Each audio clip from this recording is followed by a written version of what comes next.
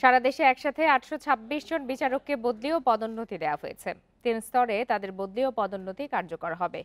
বুধবার আইন, বিচার ও সংসদ বিষয়ক মন্ত্রণালয়ের জারি করা প্রজ্ঞাপনে এসব তথ্য জানানো হয়।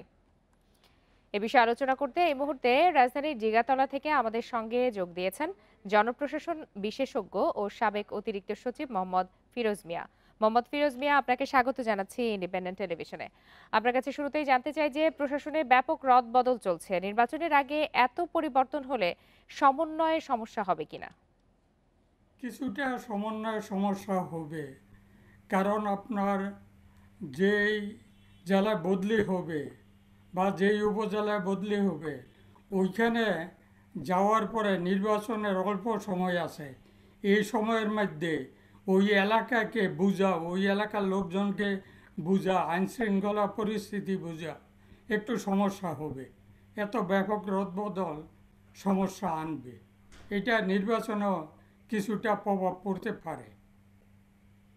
জি, আরেকটি বিষয় জানাতে যে ইউএনও, ডিসি, এসপি সব জায়গায় গণহারে বদল করতে গেলে কেউ না কেউ তো বঞ্চিত হতেই পারেন। আপনার কি মনে হয়? এখানে বঞ্চিতের প্রশ্ন না।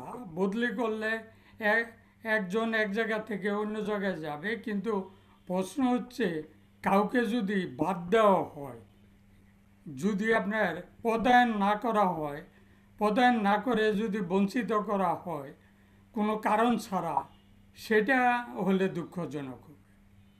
আগের ৩টি নির্বাচনে যারা দায়িত্ব পালন করেছেন তাদের অনেকে তো প্রশাসনে রয়ে গেছেন। শুধুমাত্র বদলি করে কি এই সমস্যার সমাধান সম্ভব কিনা, আর এতে কি আরো ঝুঁকি বাড়বে কিনা, আপনার কি মনে হয়? আগে যে নির্বাচনগুলিতে যারা ছিল, দায়িত্ব পালন করছে, সবাই তো নিজ ইচ্ছায় না। আপনি দেখবেন কেউ কিন্তু নির্বাচনী দায়িত্ব পালন করতে চায় না। সবাই কিন্তু নির্বাচনী দায়িত্ব এড়িয়ে যেতে চায়।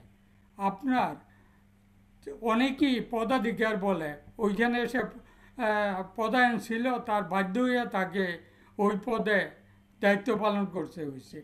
এই বলে সবাই যে খারাপ, আপনার সবাই যে আপনার ওই ফেসিস্টের সহযোগী, তা বলতে পারবেন না। এর মধ্যে অনেক কিন্তু ভালো নিরীহ নিরপেক্ষ কর্মকর্তা আছে। তাদেরকে আপনি বাছাই করে নেন। যারা দলবাজ, একদম দলকানার মতন ব্যবহার করছে, তাদেরকে আপনি শাস্তি দেন, উঠে নেন। কিন্তু গণহারে এইভাবে করলে তো আপনার কোনো লোকই পাবেন না। তাহলে আপনি কোত্থেকে আনবেন এত নির্বাচনের জন্য এত লোক? জি, এই কথাটা যথেষ্ট যৌক্তিক। আপনার কাছে আরেকটু জানতে চাই যে নিরপেক্ষ প্রশাসনের পাশাপাশি নির্বাচনের দক্ষ কর্মকর্তারও তো প্রয়োজন, তাই তো? আর এভাবে হঠাৎ করে নতুন জায়গায় গিয়ে কি সেই দক্ষতা দেখানো সম্ভব? আপনার দক্ষতা এবং অভিজ্ঞতা, এই এই দুইটা না হলে নির্বাচন পরিচালনা করা অত্যন্ত কঠিন।